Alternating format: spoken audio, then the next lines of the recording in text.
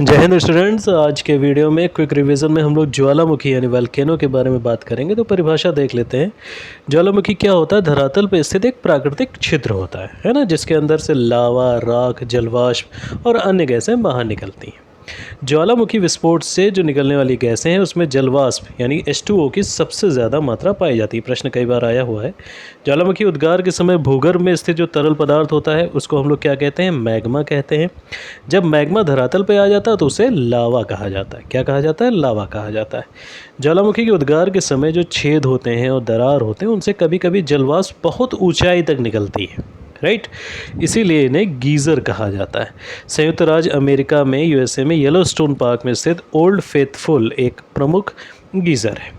ज्वालामुखी की जो अंतिम अवस्था है उसमें जलवाष्प निकलते हैं। इनको हम लोग क्या कहते हैं? धुआंरे कहते हैं, फिमरल्स कहते हैं। जिन धुआरों में गंधक सल्फर की मात्रा ज़्यादा होती है उन्हें सोल्फ तारा कहते हैं। यूएसए के ही अलास्का के कटमई पर्वत को धुआरों की घाटी कहा जाता है।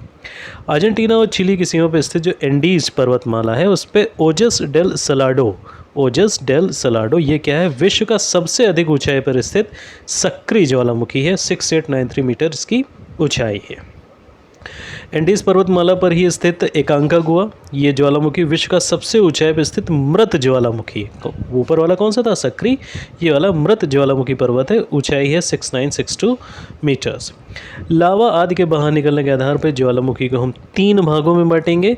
एक सक्रिय हो जाएगा यानी कि ऐसा ज्वालामुखी जिसमें अक्सर उद्गार होता रहता है। फॉर एग्जाम्पल अमेरिका के हवाई द्वीप पे स्थित जो किलायू है वो संसार का सबसे ज़्यादा सक्रिय ज्वालामुखी है। इसके अलावा हवाई द्वीप पे स्थित जो मोनालोवा है वो आकार की दृष्टि से पृथ्वी का सबसे बड़ा सक्रिय ज्वालामुखी है। अन्य एग्जाम्पल के तौर पे हम लोग देख लेंगे तो इटली का एटना, स्ट्रोम्बोली, मैक्सिको का कोलिमा, इक्वाडोर का कोटोपैक्सी, अंडमान निकोबार का बैरन द्वीप का ज्वालामुखी, अंटार्कटिका का माउंट एवरेस्ट आदि प्रमुख सक्रिय ज्वालामुखी हैं। भूमध्य सागर में जो सिसिली के उत्तर में लिपारी द्वीप है उसमें स्ट्रोम्बोली ज्वालामुखी है। उससे लगातार उद्गार होता रहता है, इसी वजह से इसको भूमध्य सागर का प्रकाश स्तंभ कहा जाता है।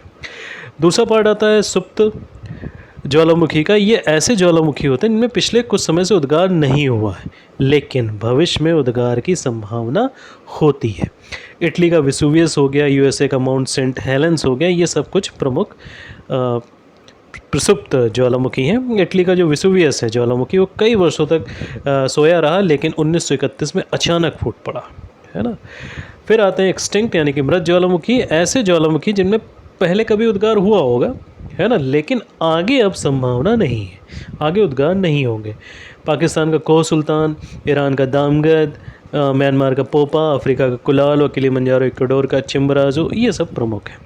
जो प्रशांत महासागर है उसके तटीय भागों में सबसे ज़्यादा संख्या में सक्रिय ज्वालामुखी पाए जाते हैं। इसीलिए इसे क्या कहते हैं? अग्निवलय कहते हैं, फायरिंग ऑफ द पैसिफिक कहा जाता है।